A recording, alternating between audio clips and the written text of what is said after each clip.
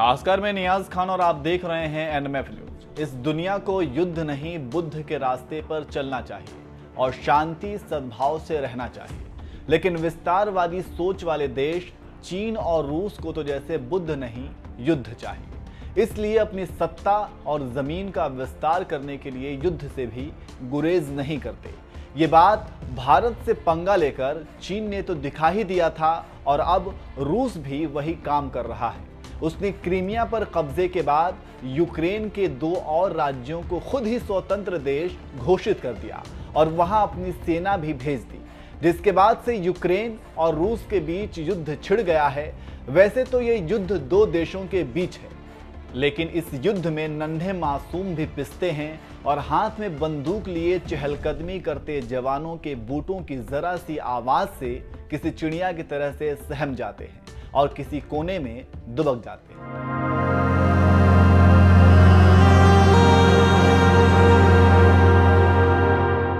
रूस और यूक्रेन से आई इस तस्वीर ने पूरी दुनिया को झकझोर दिया है और शायद युद्ध के इस खौफनाक असर को बयां करने के लिए ही मशहूर कवि दुष्यंत कुमार ने लिखा था, यह दिया चौरास्ते का ओट में ले लो, आज आंधी गांव से होकर गुजरती है, कौन शासन से कहेगा, कौन पूछेगा, एक चिड़िया इन धमाकों से सिहरती है।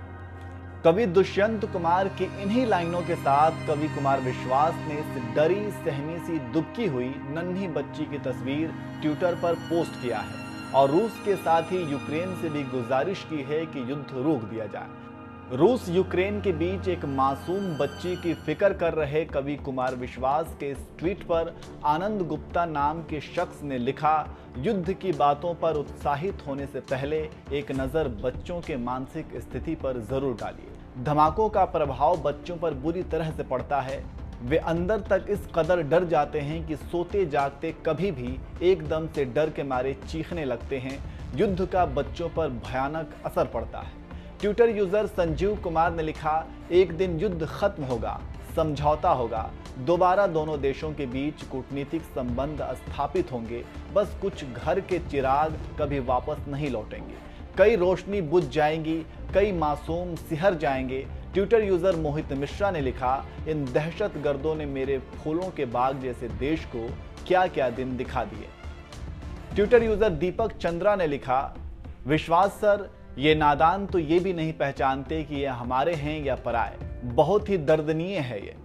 कवि कुमार विश्वास ने रूस और यूक्रेन के बीच जारी युद्ध के दौरान कवि दुष्यंत कुमार की कविता के साथ इन मासूम की तस्वीर पोस्ट की तो सोशल मीडिया पर कुछ इसी तरह की प्रतिक्रियाएं सामने आ रही हैं। ये तो सिर्फ एक मासूम का दर्द है। अगर इसी तरह से रूस बेकाबू होकर यूक्रेन पर हमले करता रहा तो अभी तक 100 से ज्यादा लोगों की जान गई है। ऐसे ना जाने कितने और लोगों को जान गंवानी पड़ सकती है और ना जाने कितने मासूम की जिंदगी बर्बाद हो जाएगी। यही वजह है कि भारत में यूक्रेन के राजदूत इगोर पोखिया ने तो पीएम मोदी के सामने गिड़गिड़ाते हुए गुहार लगाई कि मोदी जी सबसे शक्तिशाली सम्मानित विश्व नेताओं में से एक है। रूस के साथ आपके एक विशेषाधिकार प्राप्त सामरिक संबंध है। अगर मोदी जी पुतिन से बात करते हैं तो हमें उम्मीद है कि वह जवाब देंगे। That's why at the present moment we are asking, pleading the support of India. India is the powerful global player, and in case of aggression of totalitarian regime against democratic state, India should fully assume its global role.